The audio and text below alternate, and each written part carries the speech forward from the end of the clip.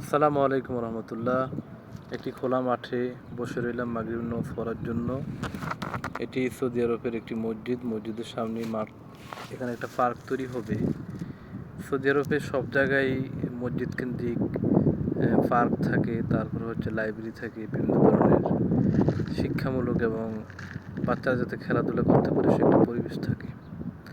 আজকে একটা বিষয় নিয়ে আপনাদের সামনে কয়েকটি কথা বলবো, যে সেটা হলো সার্টিফিকেট বরং বাস্তব এক্সপিরিয়েন্স কোনো কাজের ভালো অভিজ্ঞতা।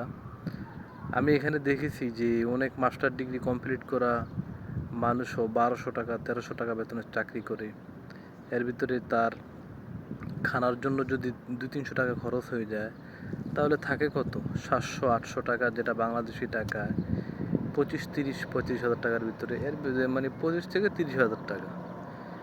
এখন সব কিছু বিসর্জন দিয়ে, পরিবার সন্তান সব কিছু বিসর্জন দিয়ে একটা মানুষ প্রবাসে আসে। বিশাল শিক্ষাগত যোগ্যতা থাকা সত্ত্বেও তার এক্সপিরিয়েন্স না থাকার কারণে সে কী করে 25 থেকে 30 হাজার টাকা তার মান্থলি ইনকাম। আবার আরেকজন মানুষ ক্লাস 9-10 পর্যন্ত লেখাপড়া করা অথবা 5 পর্যন্ত লেখাপড়া করা, কিন্তু সেই ভালো বাবুর্চি, তার বেতন কত 3,000, 4,000, 4,500 রিয়াল পর্যন্ত হয়ে থাকে। বাংলার 1 থেকে 1.5 লাখ টাকার উপরে তার মাসিক ইনকাম হয়ে থাকে। এটা শুধু সৌদি আরব না, বর্তমান পৃথিবীতে সব জায়গায় আপনার যদি কোনো কাজের উপরে যদি ভালো দক্ষতা থাকে, অভিজ্ঞতা থাকে, এক্সপিরিয়েন্স থাকে, তখন আপনার ভ্যালু অনেক বেড়ে যায়। বাংলাদেশেও আপনি লক্ষ লক্ষ উচ্চশিক্ষিত তরুণ, তারা বেকার, তাদের কোনো কাজ নাই, কর্ম নাই, তারা বেকার এবং তারা বাস্তব জীবনে খুবই হতাশাগ্রস্ত। একজন মাস্টার্স পাসের সার্টিফিকেট আপনি এক জায়গায় রাখবেন, আবার অন্যদিকে একজনে ভালো সিঙ্গারা বানাইতে পারে অথবা ভালো ঝালমুড়ি, ফুচকা, চটপটি বানাইতে পারে, তার দক্ষতা এক জায়গায় রাখেন। বাস্তব জীবনে দেখা যায় যে ওই চটপটিওয়ালা, ওই মাস্টার ডিগ্রি কমপ্লিট করা লোক থেকে বাস্তব জীবনে এবং তার ফিউচার অনেক বেশি সুন্দর। মানব জীবনের জন্য শিক্ষা অবশ্যই গুরুত্বপূর্ণ এবং অত্যাবশ্যকীয় একটি উপাদান, কিন্তু আমাদেরকে বাস্তবতাও দেখতে হবে, বাস্তবতাও মানতে হবে। মধ্যবিত্ত ক্লাসিফিকেশন সংজ্ঞা অনুযায়ী আমরা নিজেদেরকে মধ্যবিত্ত বলি এই জন্য, যেহেতু গরিব বলা যায় না, গরিব বললে হয়তো আত্মমর্যাদার হানি হয়, সেজন্য অনেকে নিজেদেরকে মধ্যবিত্ত হিসেবে পরিচয় দেয়।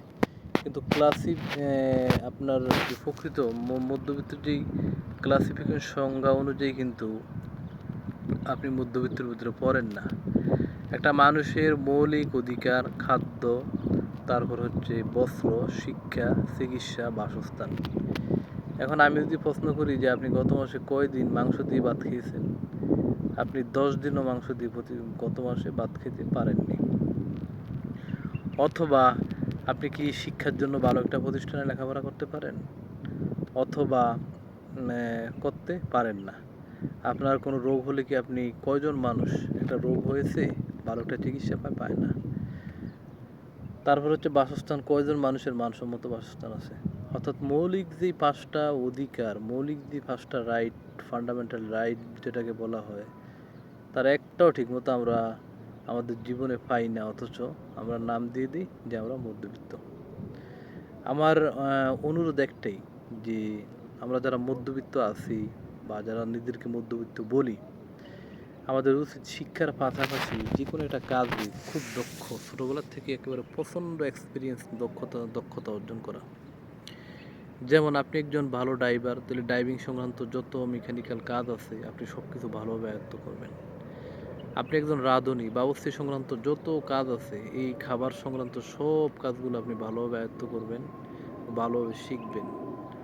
অথবা আপনি ইলেকট্রিশিয়ান কাজ শিখতে পারেন, ইসির কাজ শিখতে পারেন, তারপর অটোমোবাইল সার্ভিসিং, এই কাজগুলো শিখতে পারেন। অর্থাৎ যে কোনো একটা হাতের কাজ আপনি খুবই দক্ষতার সঙ্গে যদি ছোটোবেলা থেকে আপনার জানা থাকে, শিখা থাকে, এক্সপিরিয়েন্স থাকে, তাহলে এটা আপনার ভবিষ্যৎ জীবনে বড় ধরনের আপনাকে উপকৃত করবে। আর যারা মধ্যপ্রাচ্য সহ অন্যান্য দেশে বিদেশ করেন, মধ্যবিত্তদের বেশিরভাগ বিদেশ তো মধ্যপ্রাচ্যই, আরবি ভাষা এবং ইংরেজি ইত্যাদি ভাষা সম্পর্কেও ভালো করে অভিজ্ঞতা, এক্সপিরিয়েন্স নিতে পারেন। তাহলে এটা আপনার জন্য খুবই উপকারী হবে আপনার ফিউচারের জন্য। আসসালামু আলাইকুম।